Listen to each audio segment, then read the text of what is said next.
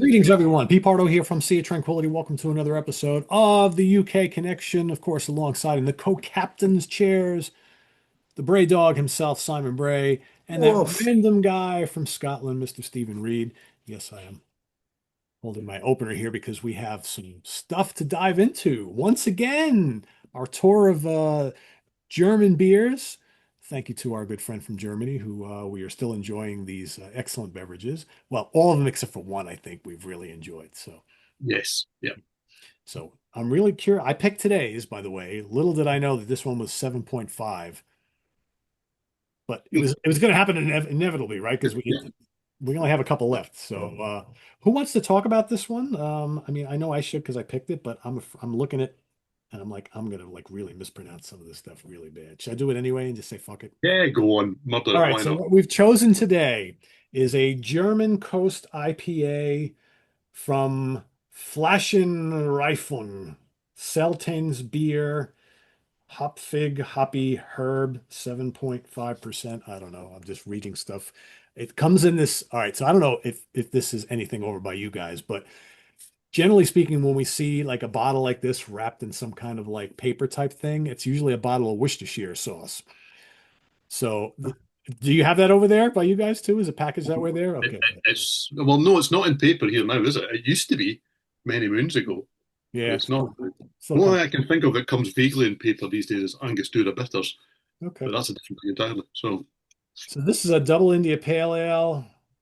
All right. So they have pronunciations here: fruchtig, fruity, warsig, spicy, epicy, and herb bitter, amere. Yeah, whatever. Okay.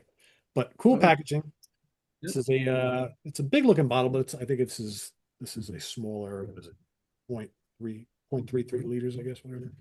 yep. I'm just guessing that as it's from the Rugener Incel Brauerei, that's the Rugener Incel Brewery. I feel like, my passing German O level really coming to the fore at this point. Well, I'll Yeah. translate on the front there. It says 6 times world's best beer, London World Beer Awards. So Yes, that's my yes, it German for you. does. So, Okay. There you go. Clearly meant to be good. Yes. and this brewery is apparently 1,014 kilometers away from me. Well, there you go. Fact fans. Even farther from me, stating the obvious. Smells good. I'm trying not to drink IPAs, but that's very nice indeed. Very nice. I'm totally because it's, German rocks like a hurricane by this one. Yeah. Mm. Yeah, that's excellent. It Uh, is strong It is. Mm. about it, but it has flavor. As they, Some when as they say here in the States, beer like this is a little on the boozy side. definitely Yeah. boozy. You I know who refer to really what I likes said this? before we start recording. Peter's going to be asleep soon. I'm gonna be in trouble. Thankfully, it's not quite a 12-ounce pour, so that may be my saving grace. Uh, yeah, this is really good. So you know who I think would really like this? Stephen Chad Hutchinson would love this beer. Yes, I think you're probably right. Absolutely. More of that kind of like West Coast here in the States, West Coast IPA, which is like a little bitter, a little not too hoppy, not too piney. Yeah, this is very different. I mean, especially from the IPAs that we get here in the Northeast in the States all the time, which is that fruity, hazy kind of tangerine type of thing, right? This is not that at all. It's definitely more bitter than you would anticipate if somebody says, "Would you like an IPA?" I like this a lot. Yes, yes, excellent. Yeah. What do we so we're picking Scorpion songs to rate this? You said Why not? um wow. Well, I tell you, I would reckon that by the end of this episode, I'll name Pete's. Pete's will be blackout. Right now it's in trance, right? So that's what I'm picking. But yeah, that's quite good. That's quite good. I like that a lot. I'll have to sip that slow during the show. Very good.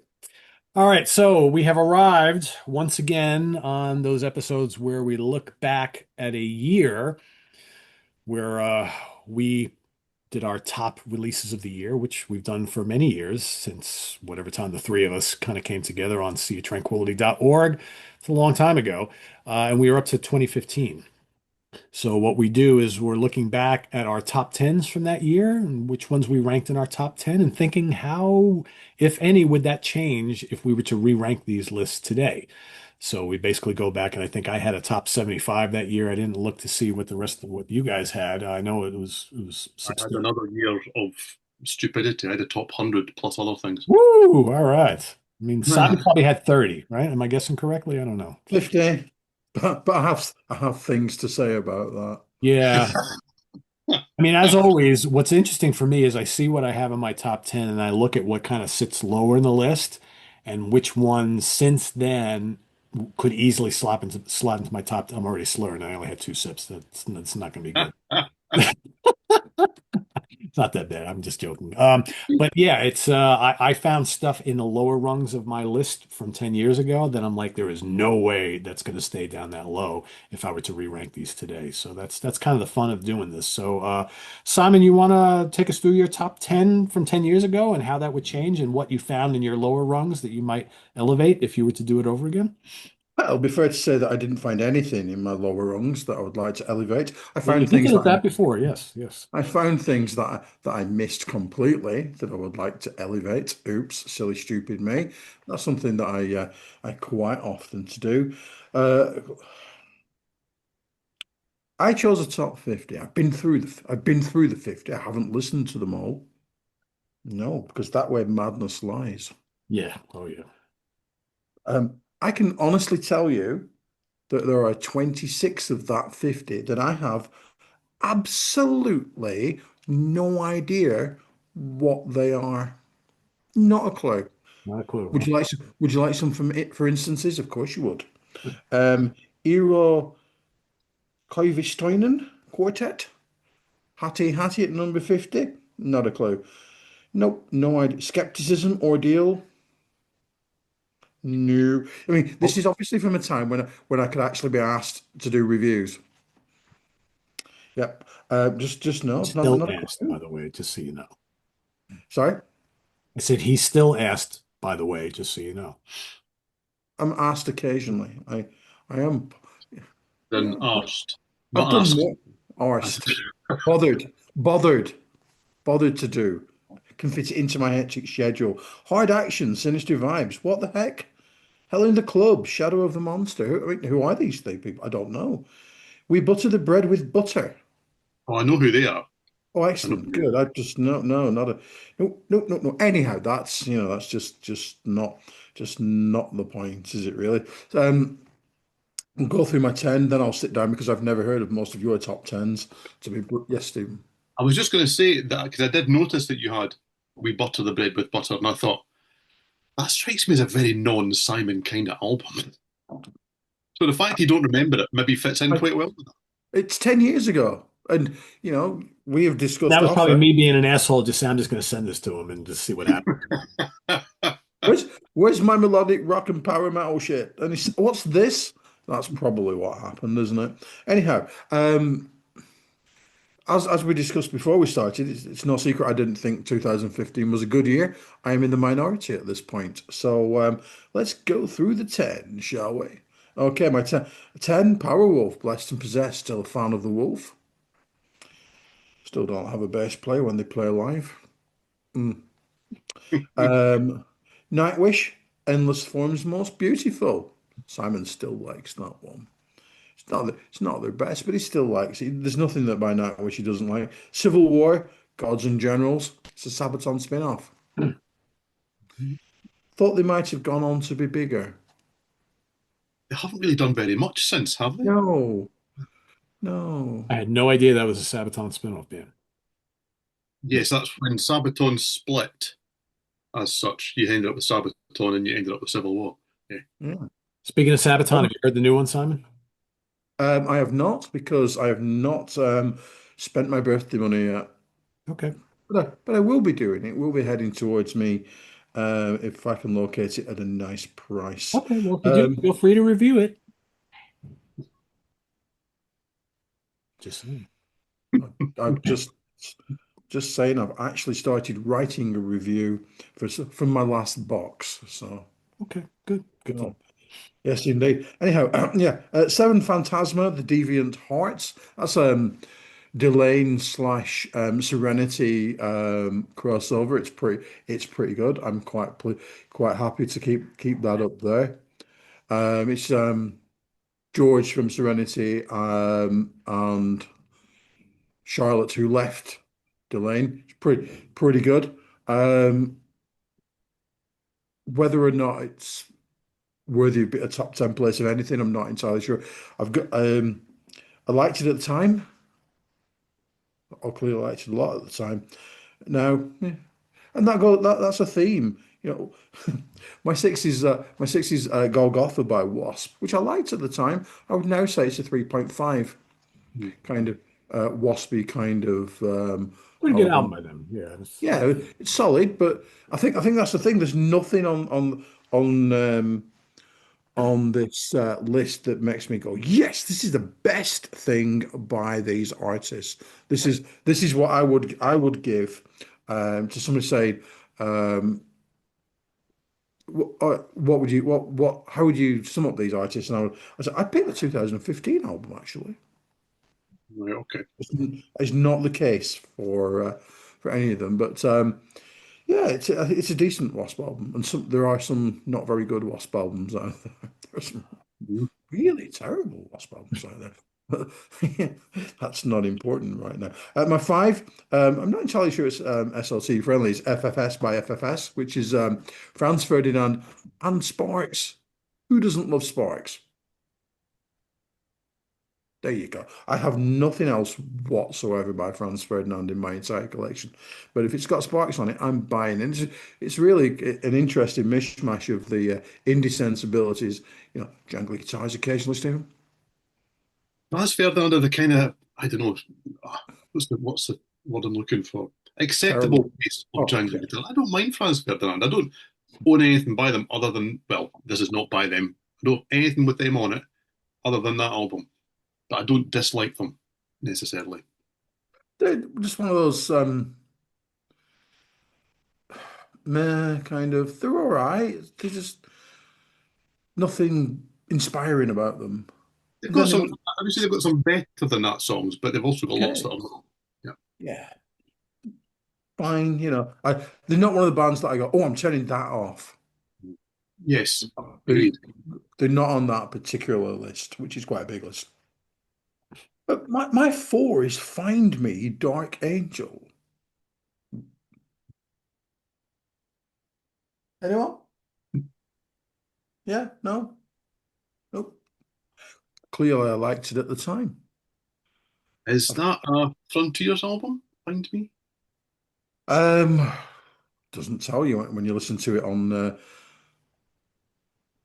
down on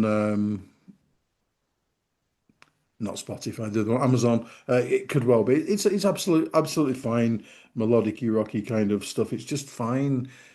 It wouldn't be number four in any list that I ever come up with now, but it's just it's fine, fine. And I think that's the thing for me about 2015. Everything's just fine. It's all right. Whereas I know at least one of you thinks it was a really good year. My number three is Romeo's Daughter Spin. That's a really good record. I say this because I saw them on Saturday on my actual birthday, and they sung Happy Birthday to me. Did they? Oh, Let's nice. let's just put our hands up if we wished me a happy birthday on my birthday, shall we? Hands up, hands up. Oh, well done, Peter. Thank you, thank you, thank you. And how was I meant to know it was your birthday on Saturday? I told you on Friday. Yeah, I wish you had on Friday. You don't get it twice. I did tell you on Friday. I'm just saying. No, it's a good record. It's a good record. Um, and So let me it ask you, when they wished you a happy birthday, did all of a sudden all the heads in the crowd perk up and say, "Where is that SOT guy, Simon Bray?" yes, they did. Yes, they were like, where is Simon? Is it your actual birthday? Yes, it is. Shall we sing happy birthday to Simon? So they did. Yes, Stephen. So how did they know it was your birthday? My sister-in-law passed a note to the bassist. Look at that. Check We that out. passed the notes on. All these nice people. You don't need me to be nice when you've got all these nice people around about you. So that's This fine. is true. This is true. And then I was wished a happy birthday by Lee Matty herself, personally, upstairs later. So go me. They are very nice people. Spin's good. It's not much like their first couple of albums, though. It's more well, it's much less keyboard centric, but it's more. I want to say mature, more, you know, yeah, that's a good word. I like that word. But again, with the great hooks that Craig Joyner can still write. My two is Lindemann, because that's how you say it, Lindemann. Skills and pills. Hey, you're not going to like that, Pete, because it's the lead singer of Rammstein. Sorry, Rammstein. Yes, indeed. Listen to that. Thoroughly enjoyed it. There's some just weird lyrical shit on that, as you may expect. Praise Abort, for instance, was the lead single in inverted commas. Yeah, good stuff. He's just not quite all there, and he doesn't care who knows it. And then you've got the guy from Pain as well, writing all the music, and then they fell out. So yeah. My number one is Heroes and Villains by FM, which I've listened to today, thoroughly enjoyed. Very good record. Not their best, but really good. I think since they've come back, they just made um, really good record after really good record until Brotherhood, which is their most recent one. And I look forward, Peter, to knowing what you think about that one. Still waiting. I like it quite a bit. Woo! There you go. So, yeah, it's just an all right year. It's an all right year. So, In fact, yes. I said to Steven just the other day when we were recording our Heat ranking, what did I say, Steven? I said, I am enjoying this Brotherhood album so much that it pains me to say I'm going to have to go out and start spending money on the rest of the catalog because I'm enjoying it that much. I can attest that those words were spoken. Well, given that you are one of those rich Americans, you can afford it. Anybody else starting from that point is going, I don't think so. There's 15 albums. Well, that's what I said originally. I'm like, Jesus, that's a lot. That's going to take me a while, but so It's a re-record and a couple of live albums. Oh, there's an acoustic live album as well. Oh shit! But And suddenly you're 20 albums deep. there's countless EPs that have got bespoke songs on them and various things. There's lots to collect. yeah. Yeah, enjoy and then kind of like downsize where you live. Yeah, probably. But yeah, a really really good solid album. But do you know what we need? Do you know what we really really need? We need Simon to read his own review out, don't we? Or part thereof. That's what we need. Okay, are we ready? Yes. What's on Heroes and Villains is a collection of organic and catchy melodic rock songs, all underpinned by Jim Kilpatrick. Is that right? I always get that wrong. Kirk, It's not Kirkpatrick. Kirkpatrick. Yeah. On the Brotherhood review, I remember to change it. On this one, I didn't. Always spot on, but never overly flashy guitars. And the ultra solid rhythm section of Jump and Goldsworthy. Jem Davis is much less flashy than his much loved predecessor, Digital, best name of all time, but works perfectly within the new sound. Let's have some ellipses at this point. There are some classic whoas all over it. Shape I'm in, and you can't go wrong with some Steve Overland or oh whoa whoa whoas. And there's even attempts at lumpen rock and roll in the unsurprisingly titled "Some Days I Only Want to Rock and Roll." I mean, that's just like the least FM title in the history of the universe, isn't it? Yeah. Which has a certain quaintness about it. Heroes and Villains continues one of the more welcome comebacks of recent years. And do you know what? I agree with myself on that one. Well done, me. I have to say I'm we should use the word lumpen more often. I always love that word, and nobody ever uses it. Who does? it's a great word because so much of what you get sent is just lumpen. Lumpen.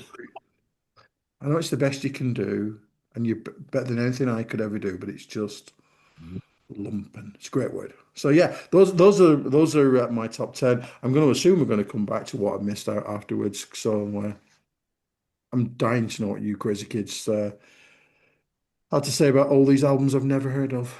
Okay, cool. Okay. Okay. So I'm intrigued by what you've not heard of from mine. We'll find out as we go. Well, I would imagine that my number 10 you've never heard of because I've no show and tell for it. It's Orpheus Blade with Wolf's Cry. So and they still are. I checked this. I had to check this.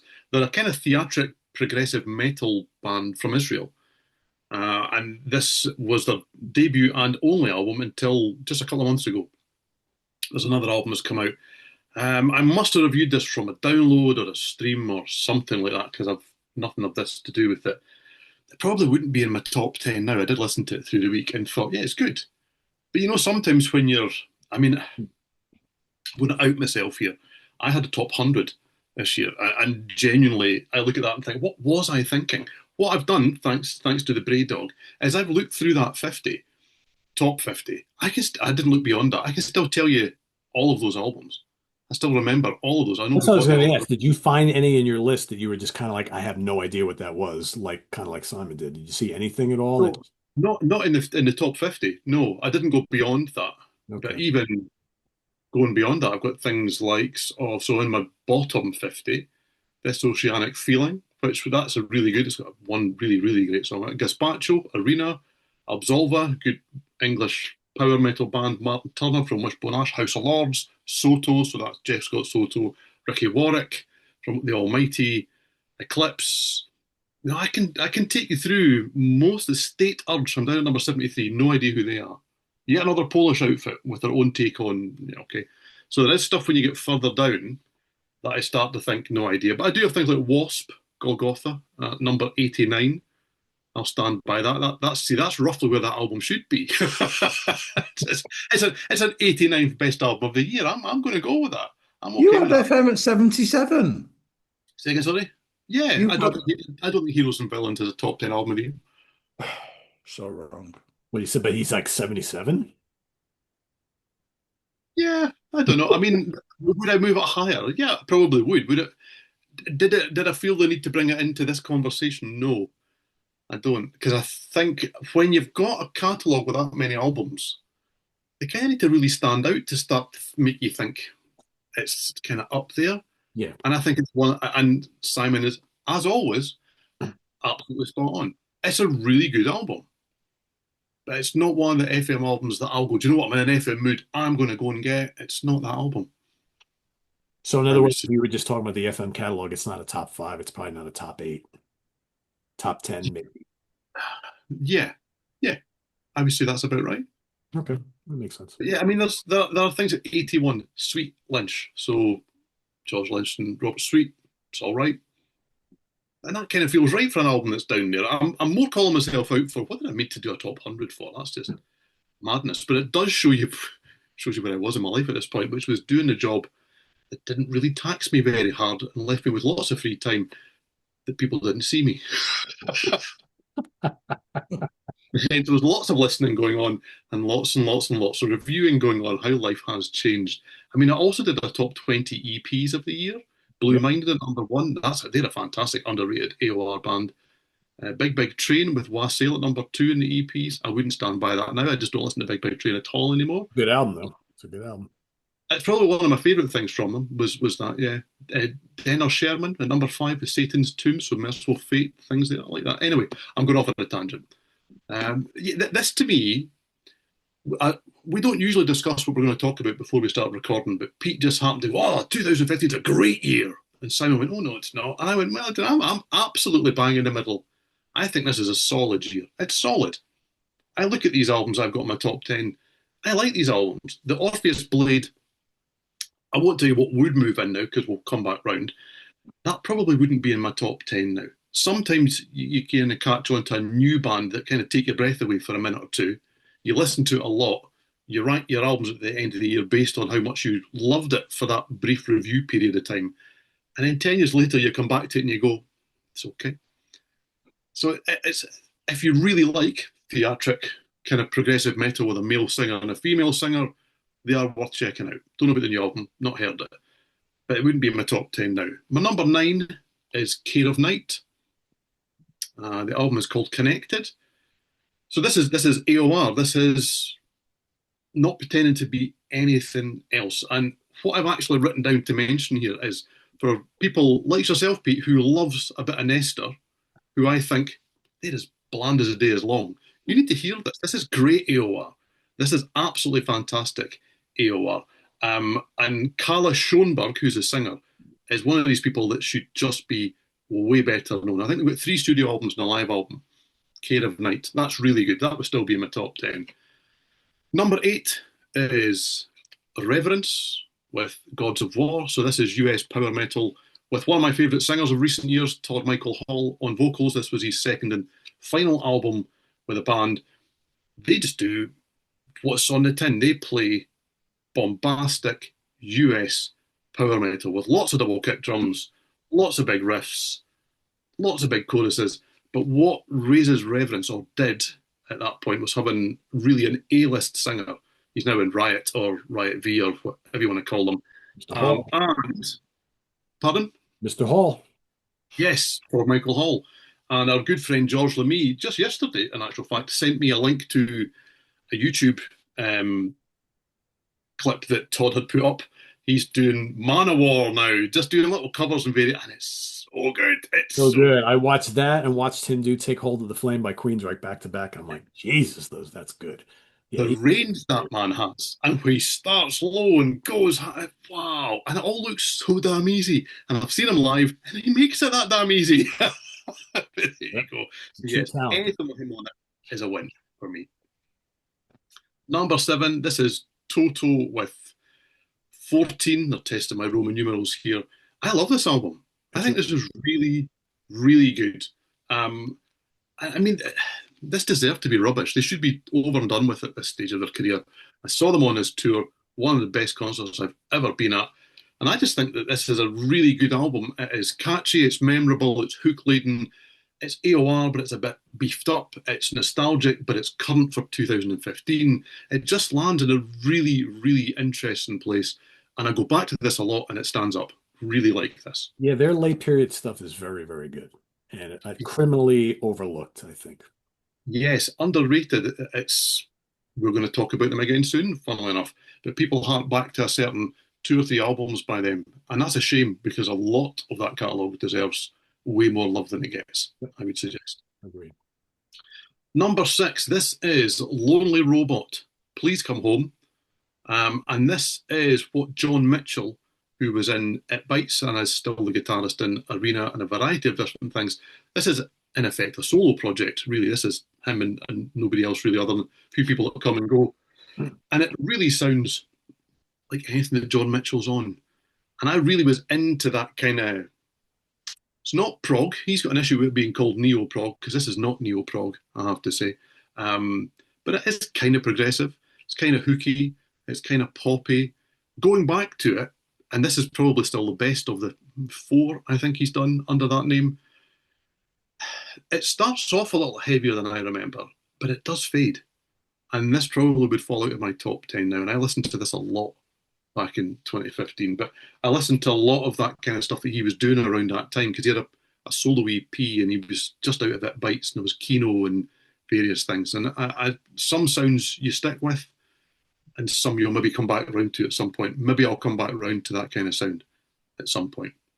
Number 5, Cats in Space with Too Many Gods. Okay, and this tells you that I actually like my top 5. I certainly liked it back then and I still do because this is a great That's one that never even made my list because I didn't even hear a lick of their music till the next album.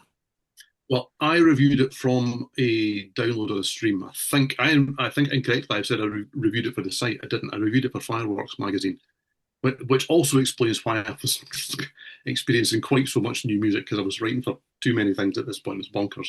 But there you go. So yeah, the debut's fantastic and it's really held up. We've spoken about Cats in Space a lot on this show, and we all stand by it. We love Cats in Space. The debut is excellent. If you don't know what they're about, they are every fantastic 70s rock band brought together into one fantastic album. And this is the special edition reissue because I didn't buy it first time round either. Right. And it's extortionate to get an original. So I was happy when they put it out again a few years ago. Number 4 is Holding All the Roses by Blackberry Smoke. This was my discovery of 2015 because I didn't know this band at all until this point. And this is kind of where they broke out a little bit, I would suggest, and stopped being a kind of niche, kind of more southern rock band. And this is way more commercial than what came before because I went back and bought the early stuff and like it. Don't necessarily love it, truth be told. And I would probably suggest, although this is my starting point, so there's a bit of bias, I still think it's their best album. They've done some good stuff since, but I would stick with this as their best album. I really like it. It's just catchy and hook laden. It's almost like southern. It's not pop rock, it's not melodic rock, but it's got elements to that in it because it's really catchy. It's really hook laden, but it is southern. Simon disagrees. I can tell from I the mean, way isn't it he interesting how Steven likes that band, but yet doesn't connect with most of the other Southern rock bands that we always. Indeed. But and there's the I, point. I I suppose. don't find them very poppy at all. That's No, not a word I would use to describe the Smoke in any way ever. I think what's interesting about this album, one of the reasons that this, and this probably would be higher if I was to just rewrite the whole thing. I like to go back and think, so what have I listened to most since we did all of these lists back at the time? This would probably end up at my number one. And the reason for that, not as my favourite album of the year, but my most played since. And that's because the family like this album. So all my kids like it. My other half likes it. They've all, bar one, been to see them live. We all loved going to see them live. If I was to play an awful lot of the Southern rock that we've discussed that I don't connect with in my family, they wouldn't have that reaction to that. So there is something Well, there's accessible out very there. modern sound about them, which I think a lot of people Absolutely. connect with. And For it's me, not they're a about, little too country-ish for me. I like them, but I haven't fully connected with them. I've tried to have a bunch of their CDs and I like them, but there's always been something that like kind of puts me off a little bit. I haven't been able to figure out why because I like a lot of other things that sound like that. I don't know. interesting because I would class, in my ignorance, I would class this as country tinged. I don't think there's much country on this at all, really. This is a rock album from a band Oh, that maybe happens. not that one, but other ones that I have are very country-ish, I think. The early stuff is way more countryish. It doesn't do very much for me. I was actually it's one of those bands where I loved it, so I went and thought, oh, I've got to go all of these, as many of these as I can. And they weren't cheap. And I don't love the early stuff at all, truth be told. And I think the next couple of albums are really good, and then it falls away. It's I just this that seems to be the era that I've connected with. But there you go. Number three, he says, reaching for the floor because it's ginormous, is Hand Cannot Erase by Steven Wilson. Um, yeah, I mean, everyone knows that I'm a massive Steven Wilson fan. Never hidden that particularly, and I connect with most of his career in a way that an awful lot of people don't, considering the journey that he's been on in recent times. I can still find a lot to like in his last three or four albums that a lot of people don't. But I would probably agree that Hand Cannot Erase, along with The Raven That Refused to Sing, which was the album before, probably is the pinnacle. And then from there, I can understand why people start to fall away from certain things that he's done. I've listened to this album a lot over the years. I put it on again just yesterday, and I still absolutely adore it. And you can see where he was going to go. It is accessible. There are pop moments on it, but it does touch on the more proggy side of things too, to be fair. So I can understand why there's a balance that for some people hasn't really been struck quite so much since then, but it's still a really strong album. Number two is Win Hands Down. Well, it didn't quite because it didn't get to number one for me. This is Armored Saint. I put in a year when some long-standing bands have been well overhyped, Armored Saint deliver possibly their best album ever. And it was their first album in 5 years. Is it their best album ever? It's not far away. It's a little different from the early stuff. And I think that's understandable because there's a long period of time and a long gap between the early stuff and when we start to come back around to things like this. But yeah, there's just a kind of punchiness about what they've been doing latterly. It's not most of it's not really recent anymore because they don't do an awful lot of regular releases, but they tend to all be pretty good. So I like Win Hands Down. Is it my second favourite album of the year? Yeah, probably not. Cats in Space, Steven Wilson, Blackberry Smoke, they'd probably all move above that. Probably Toto as well, in actual fact. But it still probably would be my top 10 if I was to come back round to this. And that leaves me with my number one, which is Underworld by Symphony X. I've put a long time coming. Albums seldom live up to expectations as strongly as this prog metal masterpiece. 4 years since their previous album, and sadly, it remains their most recent. I was going to That's say, that's yeah. still That waiting. that's the travesty of this. This is fantastic. I listened to this yesterday just to remind myself how good it was, and I listened to it today because I reminded myself yesterday how good it was. It's just phenomenal. It is one of the best prog metal albums of the last 10 years, since we're 10 years ago now. There's not been all that much that's come about since then that I would suggest betters it. In this kind of vein, prog metal is all over the place now, which is a better thing. There was a period of time where it felt quite narrow in its approach, and I think it's less narrow again now, which is a good thing. But yeah, Underworld is a fantastic album. Absolutely love it. Loved Yep. it then. Love it now. Really, really stands up. So yeah, I've got a few things to talk about that are in and around my top 10, but we'll come back round. Okay. Yeah, I mean, yeah, that is a really good album. Simon, are you well familiar with any of those albums in Steven's top 10? In Stephen's top 10, which I have just turned off because I thought you were going to speak, I have never, ever, ever heard of Orpheus Blade, Care of the Night, Revenant's Lonely Robot. And I've never heard the Armored Saint one. And I've seen Symphony X live and was um, not remotely bothered about going to seek the material out after having seen them. Was it this tour, do you think, that you saw them on? Oh, it was a long time ago. Yeah, well, this is a long time ago, I suppose. Yeah, it isn't it? Right.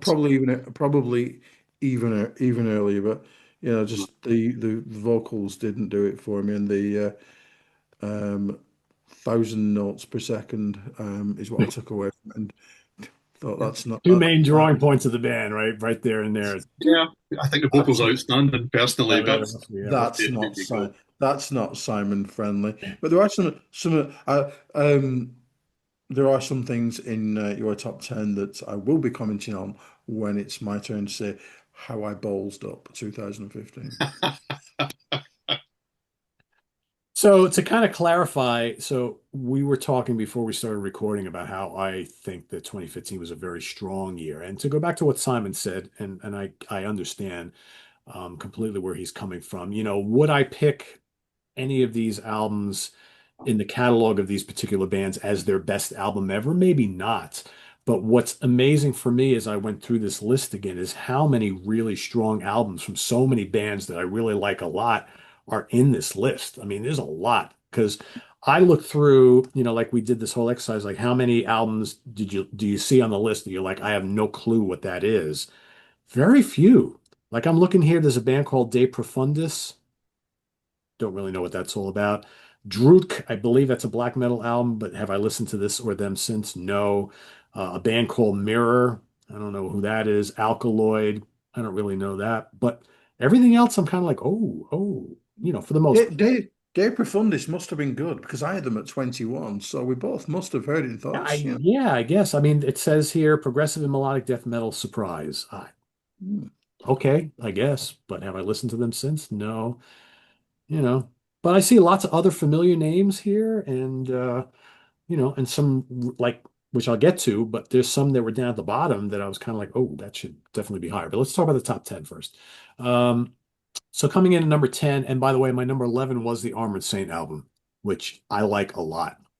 I think that's probably my favorite of the more recent Armored Saint albums. Is it a top two or three Armored Saint album all time? Maybe not, but it's up there. So I'm glad you had it in yours. My number 10 is Enslaved in Times. So of course the Norwegian progressive black metal band. It's a great album. It's one of their all of their albums that they've released over the last like 15 years, 20 years have been great.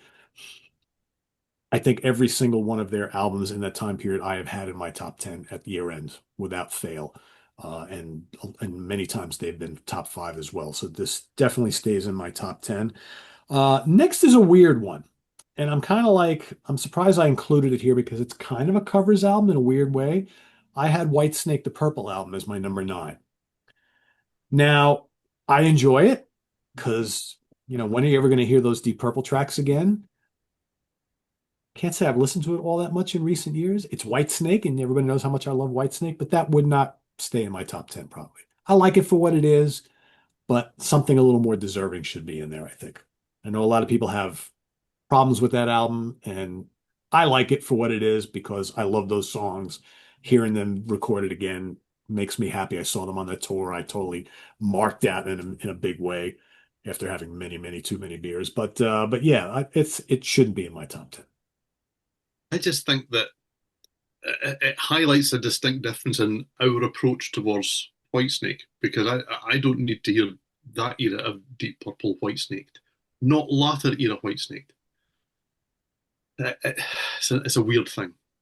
I don't know. I love those songs so much. I was just happy that someone was giving it some love, giving it some love. So that's that's a personal thing for me. So, but would I put it in my list? Now, no. It's a cool little oddity thing that they did, but something else should go in its place. So that's kind of where I'm at with that now. Number 8 is Camelot's Haven.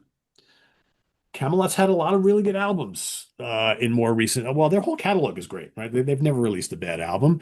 Uh, that would if it didn't stay in my top 10, it would be a top 15 for sure because I think they're such a quality band. And I remember when that came out, I was just tremendously every album that they release, I get into big time when it first comes out, and then like it always seemed to come out early in the year, and then a million other things come out, and I forget about it. But looking back, it's a really strong album for them. Number 7 is Iron Maiden's The Book of Souls. I like it. It's not a top 10 album this year for me. I think sometimes with these legendary bands, we convince ourselves that because of their legendary status that they have to sit in a certain place on these best of lists. Um, I've been guilty of giving Maiden the pass many times in the past where I've just plopped them in a spot because I feel they deserve to be there because they're Iron Maiden. The Book of Souls is a very good album. I like it a lot. I saw them on this tour. I think it's a good latter day era Maiden album. I don't know if it's top 10 anymore all these years later of this year. So that would probably move out. From Finland, number 6, Amorphous Under the Red Cloud. Another really good album from them. They, again, also have not released a bad album, and I really love every album they've done since Tommy joined the band in, God, 2006 or 7, whatever the hell year that was. So to me, Amorphous stays in this list. That's just top quality, top notch, every release. Number 5 is Pentagram Curious Volume. I wrote here Doom release of the year. I still believe that. And weirdly enough, I see very little Doom on my list. Mm. So Mm. for whatever reason. I hadn't picked that up because it features heavily these days in your rotation of reviews and various things. Yeah, right enough. Yeah, yeah. So that's a good one. I like Pentagram quite a bit, and I still find it a very kick-ass album from them. Number 4 is Ghost Meliora, which it's one of my favorite Ghost albums. I don't know if it would stay in my top 10 if I was doing this all over again today. It's good. It's a top 20, I think. Because I think it's one of their better albums for sure. Mhm. Um, you know, top 10, maybe not. Top 4, certainly not. Number 3, Queensryche, Condition Human. I wrote here, best album since Promised Land. And I still kind of believe that. I think Yeah. Condition Human, I mean, I really like their last two as well, a lot. I'm of the opinion, I think the first album with Todd Latore was really strong. I think this one and everything that's come since has been excellent and way better than anything since Promised Land, for sure. Um, I would keep this in my top 10, maybe not number 3, but definitely in the top 3 or top 10. Number 2, Nile, What Should Not Be Unearthed. Nile are my favorite death metal band, and I think this is a killer record. I would have no problem with leaving this at number 2. I listened to this a ton that year. I still listen to this quite a bit. It's a big, brutal, technical death metal album. It's just so good. And my number 1 back then was also Symphony X Underworld. Progressive Metal Kings once again at the top of their game, I wrote. Yeah. For me, Symphony X, other than the first album, the very first album, which is okay for what it is, it's kind of like a neoclassical power metal album. I don't think they've ever released a bad album, and I think every album could potentially be their best album. I have some of my favorites, but I think Underworld is amazing. And it's just sad, and Stephen hinted at it, that we're still waiting for another one 10 years later. I still think it holds up great to this day, and that still would be my number one. And we're going to circle back around for everybody's stuff that we would move up, right? So we're going to kind of do next stuff that didn't make the top 10 here. Okay. So Simon, we'll turn it back over to you. Okie dokie. I would absolutely, when I find my list again, move up Kiss Gay Somerville because I really like that record. City of Heroes. Uh, I'm a fan. I would, however, like to point out that I missed stuff out and also didn't hear stuff. So I didn't hear. I definitely didn't hear Cats in Space in 2015. Yeah, I No didn't. way. No, absolutely not. I came somewhat later to that metaphorical party. Um, I don't have that much show and tell today because, as Stephen knows, we're having the roof done and everything's come out of the loft and he's now in the music room. So I can get at virtually nothing. Um, I have no excuse other than I was lazy and too busy today to pull it. Fair enough. Fair enough. I have no idea why Battering Ram by Saxon isn't in my top 10. Not a clue. I love late period Saxon. They're That's a awesome. great album. Made my Yes. number 13. That's a really good album. Yeah. Don't have a clue why that's not. Just no. Why Simon? Why? What's wrong with you? I mean, there are many things that are wrong with Simon, but um, quite why that's not there, I really, really don't know. Um, I'm also a huge fan of Hand Cannot Erase. That's a great record. I love the film Dreams of a Life that it's based on. I love that film. Wow, that's a just tremendous documentary. I used to teach it and freak the kids out. Yes, that's right. She oozed into the floor. I'm sure you did. Yeah, I did, and I think it's a really, really, really good record. Um, I don't have much show and tell, but Peter, you are as always correct because I can't think of a band that has had as really good kind of late period kind of run as Amorphis. Amorphis are so good. They're from Under the Red Cloud, which is great, through Queen of Time, through Halo, to the new one, which I can reach because I only got it the other day for my birthday. So good, so good, so good. Well, that's a song, isn't it? Do do do. So Yes, fine. it is. Ba, ba, ba, ba, da. That's the one. Yeah, and I know that you kind of with Amorphis, you go, oh, the early stuff's really good, but I love late period Amorphis. For I me, really. give me Eclipse and everything going forward, and I'm completely happy with that. I love the old shit too, but for me, this band, when Tommy joined the band for the Eclipse album, Stephen's got his you can hand tell up us you because don't like Amorphous, he's right? about to say something wrong. Well, I may be about to say something wrong because I'm opening my mouth, so there's a safe bet there. You two, you can judge if this is wrong or not. What do they sound like? I know nothing about. Really? Oh, Steven, yeah, I think you would probably connect with this. So I don't know, Simon, what do you think? It's kind of like it's melodic metal, it's a little dabble of death metal, it's gothic metal, it's like folk metal, prog, all wrapped up into one glorious. And It's really good. it's epic as well. The Yeah. sounds are epic and so many keyboards. Oh yes. And Tommy is like he's got this amazing melodic vocal style, and he's one of the best growlers in metal.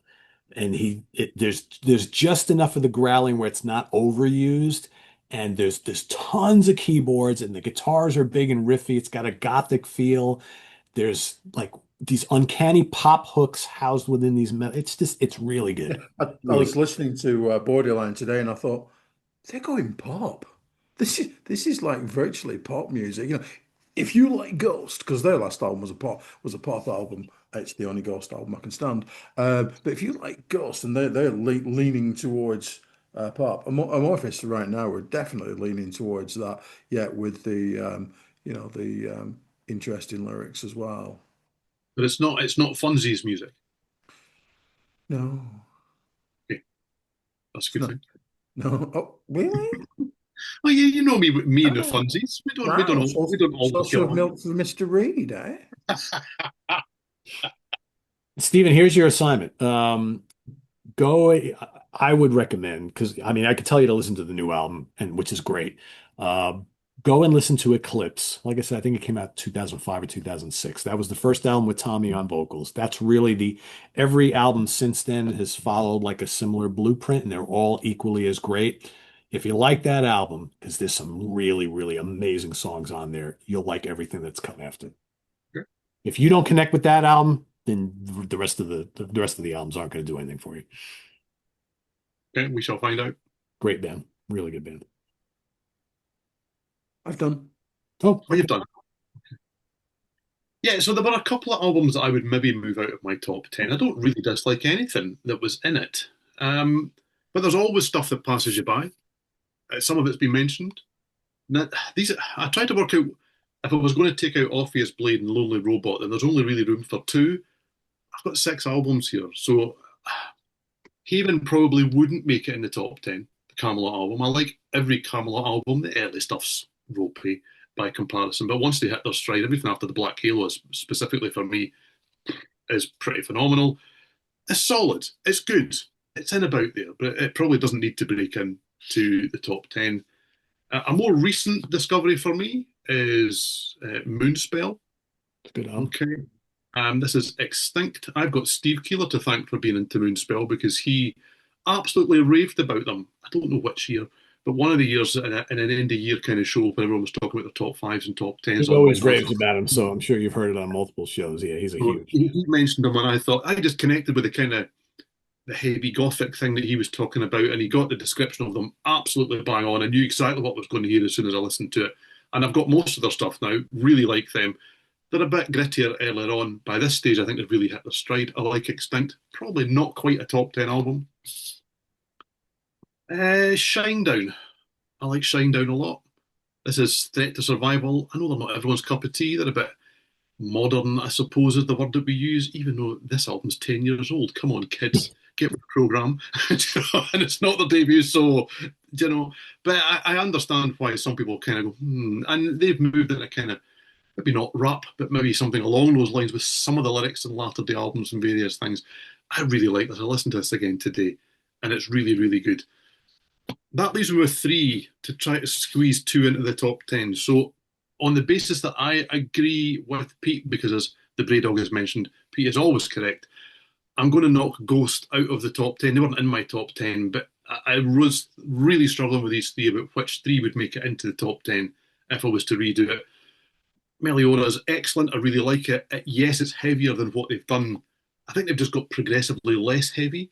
And I think their EPs, their cover EPs and various things, are a really strong signpost of what they like. And it's not metal at all. In actual fact, it tends to be pop and ABBA and lots of big, slight melodies and things. And the longer they go and the bigger they get, I think the more comfortable they are kind of going, do you know what? No, you're right. We're not a metal band. And we'll see where they go from here because there's only so far they can go before that tips over the edge. I quite like where they are right now, personally, but there you go. So the 2 that we break into my top 10, probably no surprise that Love, Fear and the Time Machine by Riverside would be a top 10 album for me. Always really liked Riverside. They are just a kind of beautifully melancholic progressive rock with very slight touches of metal in there. They can be really heavy at times, but this is not Funzy's music. Anything that Marius Duda is involved in is not going to be, for those days where things are not going well. This is just kind of going to add on top of that. But when you're in the mood for something a bit melancholic that is beautifully described by the cover here, in actual fact, then Riverside always works for me. That's an excellent album. If I remember correctly, Stephen, when we ranked their catalog, however many years ago that was, both of us look back on that album more fondly than when we initially reviewed it, right? We both it ranked a little higher on our list, and we were like, yeah, this album has aged very, very well compared to what we initially. Because I had that was way down on my list, like Yeah, I don't actually know where it lands on. 65. It was 65 on my list. Your eyesight is better than mine because I can't even find it on my ridiculously long list. But it certainly wasn't in the top 10. Was it the top 20? I don't know. Let's not get too deep into that. It was number 20 for me. Yeah, this would definitely be a top 10 album for me now from 2015, maybe even top 6 into top 5 because I've listened to this a lot I say it is mood music, but I've listened to it a huge amount since then. And the other album that I really like is 4x4 by Backyard Babies. This is the other end of the spectrum completely. This album's about 6 seconds long. It's got 9 songs on it. They're all just kind of, oh, boom, in, out, and that's it. And it's straight up rock and roll with a bit of a punky edge, lots of attitude, lots of catchy hooks, lots of choruses. Saw them live on this tour as well, and they were amazingly good, absolutely fantastic. So yeah, this is Backyard Babies, is who it is. I never even said who it was. Backyard Babies 4x4. Great album. These would be the two that would nip into my top 10 now. I saw Backyard Babies once live. I hated them. Really? Yeah, I was like the only one in the group that I was with who didn't like them. They were like, "You don't like that?" I'm like, "Yeah, it's not really my thing." Oh, I thought they were A lot of people outstanding. love them, so it's a me thing. I totally get it. That's It is. It's a you thing. They're amazing. yeah. They're a Yeah. great band. With some of the things, and I know that you're not a massive Wild Hearts fan, Simon, but there's links No, between those two bands as well. there are. Um, but there's that kind of end where it kind of gets into a little, maybe it's a bit more ragged, for want of a better turn of phrase. That is never going to kind of be your thing, Pete. And I get that. Yeah, something about it just doesn't connect with me. All right, so I mentioned that probably coming out of my top 10 would be The Ghost, Iron Maiden, White Snake, and possibly Camelot. Camelot would probably simmer just below the top 10 and definitely in the top 20. So what would move up in? Well, one in particular, I really liked it at the time, but I've grown to love this band way more in the years since. And that is Lucifer, the self-titled debut, or Lucifer 1. I really love Lucifer a lot. And they've got now, what, 5 albums since then? This was their first album. So this is the right after the band, oh geez, I'm drawing a blank on the name of the band before that they were before. Anyway, it doesn't matter. It's the beer. I'll blame it on the beer. Anyway, this was their first album. It's probably the doomiest of all of their albums, but Johanna's amazing vocals, as always, are the star of the show here. Great riffs, just really, really good. Nice retro feel. That would easily be in my top 10. In fact, that would probably be my number 4 release of the year in place of The Ghost. Really good. Another one that I would move into my top 10 is Europe's War of Kings. I absolutely adore Europe's latter period stuff, probably more than the early stuff, to be honest with you. I'm one of those weird people that like the second half of their career a little bit more, although I love like Wings of Tomorrow. And I mean, I like Final Countdown and all those albums quite a bit, but I love their more recent stuff. It's just great 70s, early 80s style hard rock and heavy rock. I absolutely love it. That would easily be in my list. Some other ones that I would consider moving in because I took out 4. Avatarium, the girl with the raven mask. I love Avatarium, band put together by Leif Edling from Candlemass with an amazing female singer. It's kind of doomy, kind of epic metal, proggy, folk metal type of thing. Really great album. Satan's Atom by Atom is amazing. That would might make my top album. Between the Buried and Me, Coma Ecliptic. Great US progressive metal band with like extreme metal tendencies as well. And another album too that again probably didn't really register much with me that year because it finished really, really low on the list. But Agusa 2, excellent, excellent album that I would consider moving into the top 10. I mean, there's a lot of really great stuff this year. So kind of simmering below my top 10. I mean, I've got stuff like Spock's Beard, The Oblivion Particle, Saxon Battering Ram, like Simon mentioned, Magic Pie King for a Day, Stephen Wilson, I have The Hand of Kanata Race. I've got Blind Guardian, Beyond the Red Mirror. Are you not a Blind Guardian fan, Simon? I would think that you'd be all over them. No? Something too theatrical for you? Yeah, just don't like anything about them. Yeah, oh, I like Blind Guardian, but I like other I power think metal. that covers it. Yeah. I It do did, like, didn't I it? do like demons and wizards though, so swings and roundabouts really. I got Terra Maze, Glass Hammer, Praying Mantis is in my list. Steve Hackett's in my list. Got the Winery Dog, Circle the Circle, Night Demon, Vanden Plas, another. I got Toto on my list as well. Lynch Mob, Uncle Acid. I mean, all sorts of really good stuff. Nightwish is in my list too. Voodoo Circle, Pat Travers. So there's all sorts of cool stuff. It's just, I mean, that's the thing that really struck me is like I looked through my list of, I did a top 75. I could probably easily say that 50 of the 75 are like notable, very enjoyable releases by those bands. Other ones I'm like, yeah, okay, good stuff. But just so many bands that I love a lot released albums that year that I thought were all pretty strong. So as opposed to, I think when we did 2014, I think we all kind of struggled with, it's really not a great year. I find for me personally that this was a much better year here. So we'll Yeah, see what we next time, right?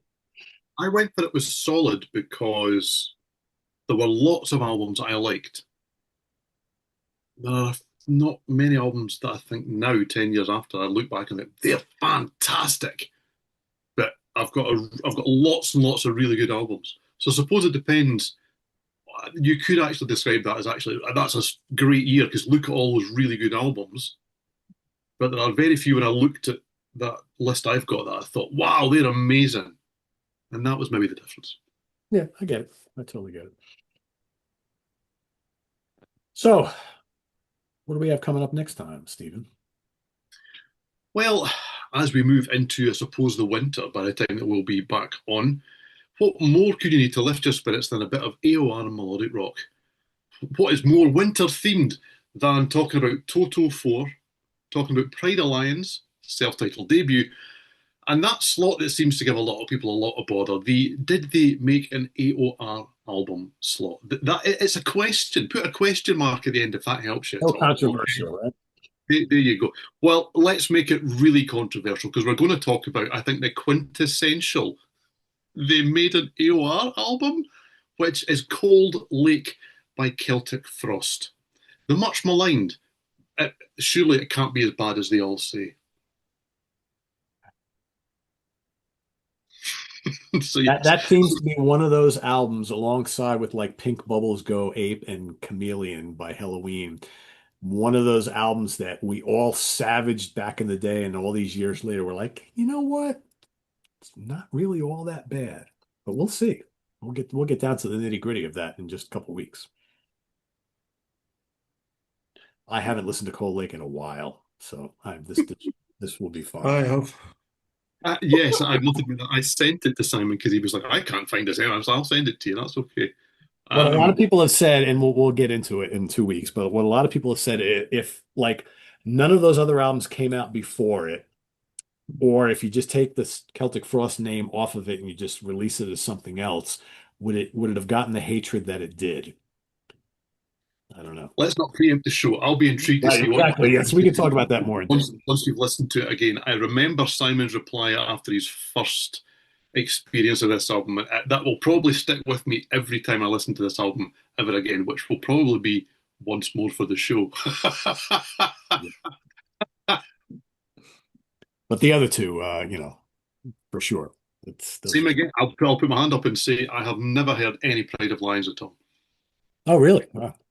Not a no. Don't think. So I'm looking forward I to have that to as the thank week. Simon for that because Simon reviewed a few Pride Alliance albums on the webzine, and he would always talk highly of them, and I would go give them a listen, and I'm like, oh, this is pretty good. I don't think I've ever bought any of this stuff, but I've always enjoyed anyone that came in. I would give it a little listen to first and check it out. So good quality stuff. Again, that's that latter period. It's the later AOR bands, right? There's so many of them that have come up in more recent years. So, well, more recent, but what year is that one from again? I don't even remember. I don't know. Yeah. So Long time ago. yeah, it's been a while. So all right, so that's coming up next time here on the UK Connection. Till then, visit us on the web at www.seatranquility.org. We're on Facebook, YouTube, and Instagram all the damn time. Please tune in tomorrow. Speaking of ALR and melodic rock, Stephen and myself will be joined by the mighty Rich Catino, ranking the albums of Heat tomorrow. So stay tuned for that tomorrow morning at 10 a.m. Eastern Standard Time. That is, we got the time change this weekend, so I don't know what time that'll be by you guys. Is it 5 hours or 4 hours or 6 hours? It's 4 now, I think. It'll be 5 hours. Okay, so that'll be No, it'll still be. Do you uh, know what? It'll be on. It tells you. Just put it up and you'll find it. yeah. It'll either be 2 or 3, right? That's by process of elimination. So 2 or 3 UK time. Figure it out. Whatever. We don't know now. We will give wrong information anyway. That's what we do here. So anyway, that'll be coming up tomorrow. So stay tuned for that and more this week. We've also got the Hudson Valley Squares on Monday. So stay tuned for that as well. And we'll see you next time here on the UK Connection. For Simon and Stephen, I am Pete. Thanks for watching, everybody. Let us know what your favorite albums from 2015. I was going to say 1995. No, 2015. Get my Yes, exactly. 2015 down in the comments below. We'll see you next time, everybody. Take care. Bye bye.